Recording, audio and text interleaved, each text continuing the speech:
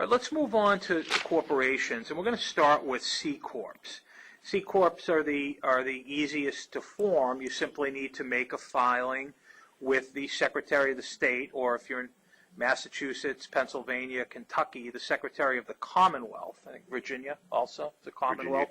Yeah. Right, you make this filing with the Secretary of the Commonwealth. But you make that filing, they approve it, and now you have a corporation. It's really all you need to do.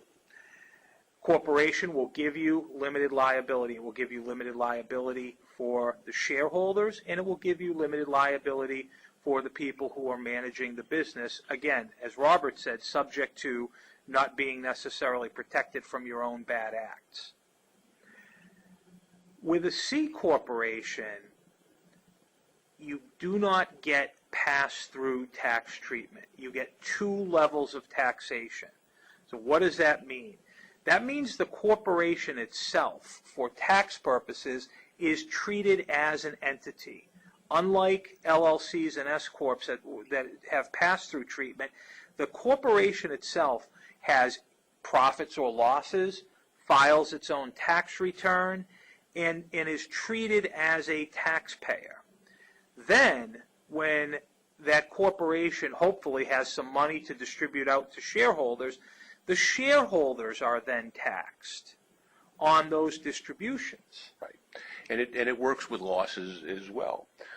If this corporate entity, this corporate taxpayer, generates a loss from operations, that loss is personal to the entity, not the individual owners. Right. So with a C corp, if you're advising a client with a business that has losses early on, a C corp may not be the way to go. It blocks the losses at the corporate level and traps them there, and there's no benefit for the shareholders. Well, there's no immediate benefit, but of course the losses which are generated are preserved and are available to offset future profits. Right. When the corporation becomes profitable. Right. And I'm sorry, go ahead. Now there are some other things to think about with this double tax issue. There are workarounds, if you will, to this that work in some circumstances very well. For example, in an operating business which is driven largely by personal services, accounting, legal, medicine, then in those cases the earnings are attributable almost entirely, at least in the case of law firms, by the personal services of the owners, which means that at the end of each year the earnings can be washed out with compensation payments to the players and deducted against the corporate income. The rule is that reasonable compensation for services performed can be deducted.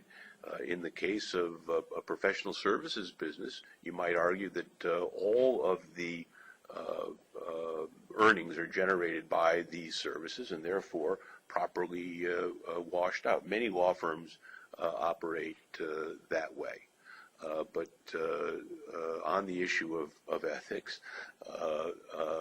the deduction is only permitted to the extent that the compensation is reasonable. Mm-hmm. So washing out earnings with very large disproportionate payments to service providers is probably not permitted and something you don't want to recommend. Right. Another approach would be to simply leave the earnings in the company. If there's 2 levels of tax, if there's another level of tax when the payments are paid in the form of dividend, well, why don't we just leave the funds in the right. corporation? And this is what you see very often with venture-backed companies, for example. Their investors, the VCs, they don't want their return in the form of dividends. They don't want some small annual distributions. They want an exit that they can structure for.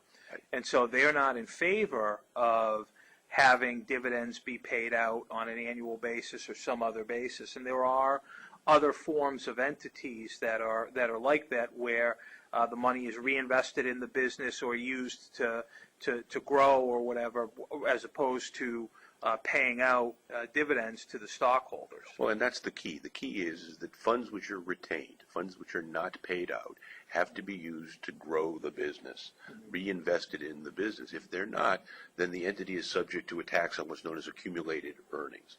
And that would be an entity level tax in addition to the corporate tax paid. So simply retaining funds, using the corporation as a bank in order to avoid the second level of tax isn't a long-term solution either. Yep. And again, to just chime in on the ethics point here, with a C corporation, as we've said, maybe as we've beaten to death, the C corporation itself is the taxpayer. They have an obligation to file a return. They have all the same obligations that I have and that Robert has and that you have when you're filing with the IRS. You know, to accurately report, to only take deductions to which they're entitled, things like that.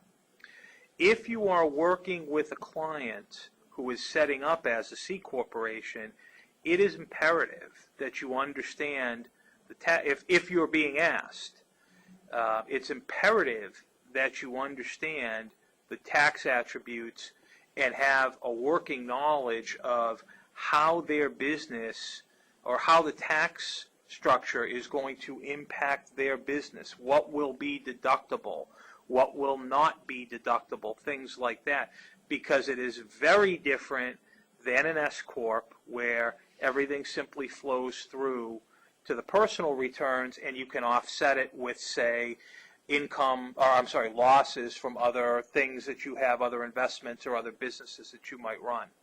And I want to just hit on this pass-through treatment for one more minute with the C corps. What passes through at the C corp level, when we talk about pass-through, what we're talking about there are the actual distributions that are being made from the company to the shareholders. When we talk about other pass-through entities like S corporations, LLCs, and partnerships, what's generally passed through are the allocations, correct? The allocations of profits and losses versus the actual distributions of cash out. Well, when we say pass-through in the context of an LLC or an S corporation, what we're saying is that the tax attributes, the items of income, the items of expense, the gain, the loss that are realized by the partnership or the S corporation while reported by the entity on a tax return are not taken into account in calculating a taxable income or loss for that entity. The owners, the shareholders in the case of a corporation, S corporation, the members or partners in the case of an LLC or a partnership, report those items of income, gain, or loss on their tax returns, on their individual tax returns, and pay tax at that point, irrespective of whether or not there's been a distribution. With a corporation, the items of income, gain, loss, expense incurred by the corporation are reported by the corporation. A tax is computed. A tax is due from the corporation and must be paid. If those funds are later distributed to the owners, either as a dividend or some other kind of liquidating distribution, you're looking at a separate taxable event. That's two taxes as opposed to one.